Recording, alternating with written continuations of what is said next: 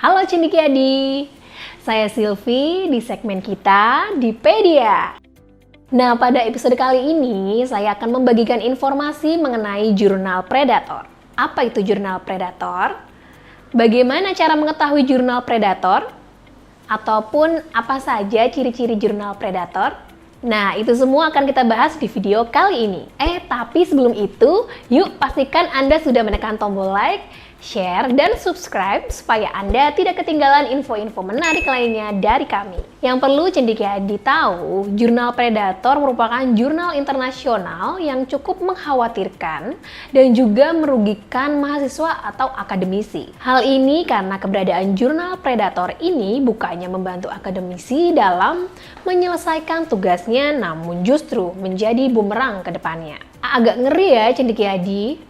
Oleh karena itu, yuk kita simak bersama penjelasan mengenai jurnal predator ini sampai selesai ya. Apa itu jurnal predator? Jurnal predator merupakan jurnal yang bisa merugikan para akademisi karena jurnal predator merupakan jurnal internasional yang di dalam proses penerbitannya tidak ditemukan atau tidak didapati proses peninjauan ilmiah. Artinya, naskah yang terdapat di dalam jurnal predator tersebut bisa saja tidak dapat dipertanggungjawabkan. Sehingga jurnal predator ini sebaiknya dihindari atau bahkan tidak digunakan sebagai rujukan atau referensi karena memang isi naskah yang terdapat di dalamnya tidak dapat dipertanggungjawabkan.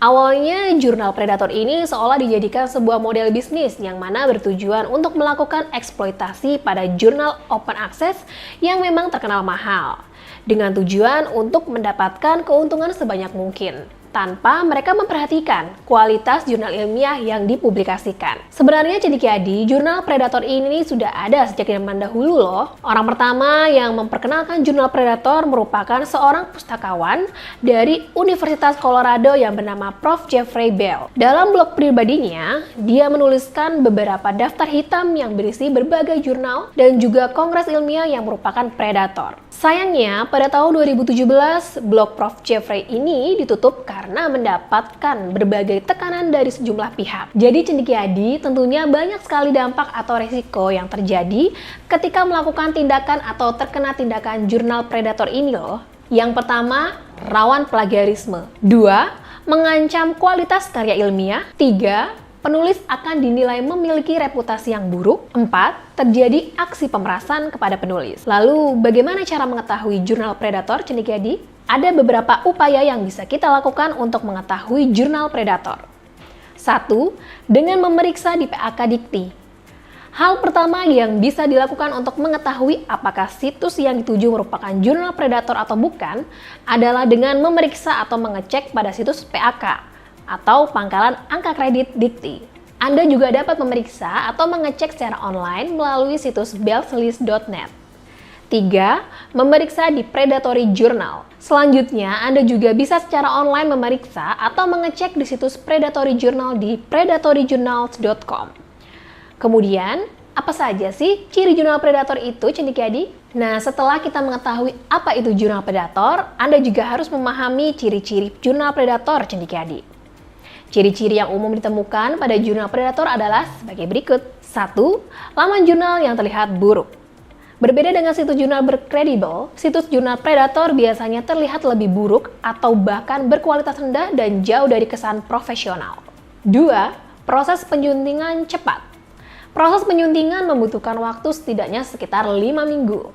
Jika proses penyuntingan lebih cepat dari itu, bisa saja tidak terjadi proses penyuntingan atau bahkan Anda patut mewaspadai apakah hal tersebut bisa dipertanggungjawabkan atau tidak. 3. Waktu penerbitan tidak jelas. Anda juga harus mewaspadai ciri selanjutnya, yaitu waktu penerbitan yang tidak jelas. Hal ini patut dicurigai karena jika penerbit berkredibel, mereka akan melakukan komunikasi dan memberikan timeline dengan tepat pada penulis bagaimana proses penyuntingan dan proses penerbitannya berjalan. 4. Biaya publikasi terlalu mahal. Jika Anda dimintai biaya besar di awal proses atau bahkan sebelum proses penyuntingan dilakukan, hal ini tidak masuk akal karena pelaku memiliki tujuan untuk memeras penulis. 5. Isi jurnal berantakan.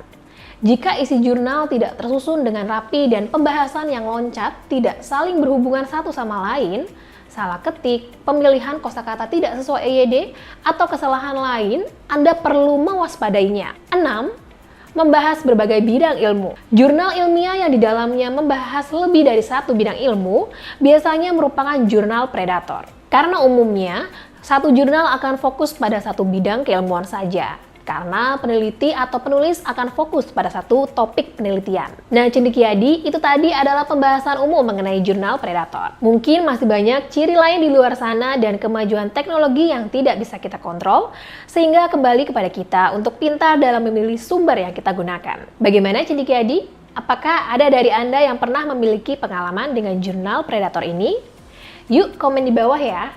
Saya Silvi, sampai jumpa.